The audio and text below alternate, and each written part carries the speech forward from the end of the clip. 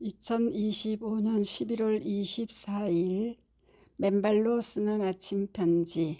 맨발 걷기는 질병의 고통뿐만 아니라 현실에서의 좌절 고통도 극복해야 한다. 가로 2020년 9월 11일자 앵콜입니다. 가로 좋은 아침입니다. 이제까지 우리는 맨발 걷기를 통해 질병의 고통 없는 건강 사회를 구현하고자 외쳐왔습니다.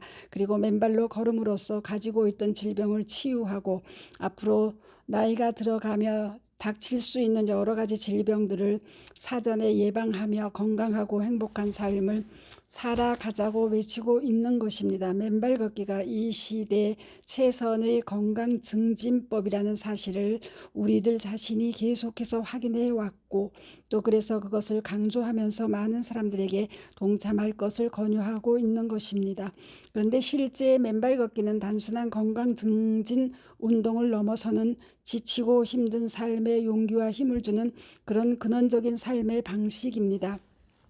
어떻게 보면 우리가 살아가면서 항상 평온하고 또 아무런 문제 없는 그런 무풍의 삶은 거의 없습니다. 누구나 한두 번씩은 커다란 굴곡과 시련을 겪게 되고 견디기 어려운 고통의 시간을 갖는 경우도 많습니다. 저 역시 마찬가지입니다. 저의 유튜브 맨발 강의를 녹화하면서 지나온 삶의 과정, 특히 금융인이 맨발 선생으로 변신하는 과정을 반추하다 보니 저 자신 참으로 어려운 좌절의 시간들을 이겨나왔다는 생각이 들었습니다. 어쩌면 평탄한 삶을 살아가는 분들께서는 상상하기도 어려운 인고의 시간들을 넘어오지 않았나 하는 그런 생각이 듭니다. 특히 지난 2001년 제가 맨발로 걷는 계기가 되었던 폴란드 시절 은행을 성공적으로 성장시킨 후 매각하는 과정에서 겪었던 그 어려움들은 참으로 험난한 과정이었습니다. 현지 은행을 매각하고 나오는 과정에 현지인들이 파놓은 함정에 꼼짝없이 빠지게 된 것이었습니다. 잊지도 않은 계약서를 위조하여 약 1천만 불 상당의 위약금을 내라는 것이었습니다. 제가 볼 때는 도저히 있을 수 없는 문서 위조이자 거짓 서류의 조작이었습니다. 너무나도 그 거짓과 법 위반이 명백하기 때문에 그 어떠한 타협도 있을 수 없는 일로 판단되었습니다. 그 금액의 약 70% 정도만 지불하면 아무 문제 없이 은행을 팔고 나가도록 하겠다는 타협안까지 그들은 제시하였습니다. 그러나 저는 그러한 불의와는 어떠한 경우도 타협할 수 없다는 확고한 신념을 가지고 있었기 때문에 끝까지 진실을 밝히겠다고 결심하였습니다. 그것이 저에게 모든 권한을 위임한 주주와 은행의 수많은 고객들에 대한 최소한의 도리라고 생각하였습니다. 그때부터 참으로 어려운 시간이 도래했습니다. 그들은 그 나라의 일부 권력자들과 한패를 이루어 돈 벌어 나가는 외국인들을 좀 베껴 먹어도 좋다는 합의를 이룬 듯 보였습니다. 그 국가의 일부 권력기관들도 그들의 편인 듯 하였습니다. 그러나 중과부적의 상황에서 그들과 맞서기 위해 그들을 검찰에 고발하고 수많은 증거들을 찾아 제출했습니다. 그러나 그러한 명백한 증거들이 지속적으로 무시되고 외면되는 부당한 절차들이 진행되었지만 실망하지 않고 그들이 어떤 경우라도 부인할 수 없는 명명백백한 증거를 찾아내기 위해 동분서주하였습니다. 결국 특정 일에 저희 은행에 문서를 전달하였다는 자가 그날 바르샤바에 있지 않을 수도 있었으리라는 추정 끝에 이동통신사 기지국의 당일 그의 증거 기록을 신청하고 확보하였더니 드디어 그 자가 그날 문서를 저희 은행에 가져올 수 없었다는 명백한 증거가 드러났고 그를 확보하게 되었습니다. 결국 그날 그 자가 바르샤바에 없었다는 명백한 사실을 마침내 밝혀냄으로써 길고 긴 증거 확보의 시간이 끝나고 그들의 불법을 최종 입증하기에 이르렀습니다. 그 과정에 5년의 세월이 소요되었고 그 이후에도 귀국 후 서울에서 폴란드 현지의 법정 공방을 현지 변호사를 통해 도합 10년여를 쌓아내었습니다. 그 참담하게 어려운 10년의 시간 동안 만약에 맨발 걷기가 없었더라면 저는 좌절하고 말았을 것이고 또 포기하고 말았을 것입니다. 폴란드에서부터 맨발로 숲길을 걸었기에 지칠 줄 모르는 증거 확보에 지난한 싸움을 이끌어 나갈 수 있었고 끝내는 승리한다는 불태전의 각오를 다져 나갈 수 있었습니다.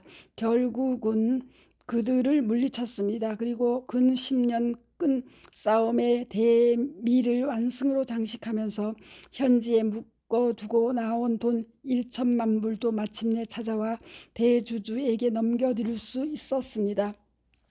과거 공산당 세력들이 여전히 장악하고 있던 한 나라의 일부 권력기관들과 맞서 외국인인 제가 마침내 이겨내었던 것입니다. 맨발 걷기가 있었기에 그 이후 서울에 들어와서도 유사한 일이 반복되었습니다. 서울에서도 또 다시 일부의 부당한 상황에 맞서 싸우는 그런 지난한 시간이 계속되었습니다.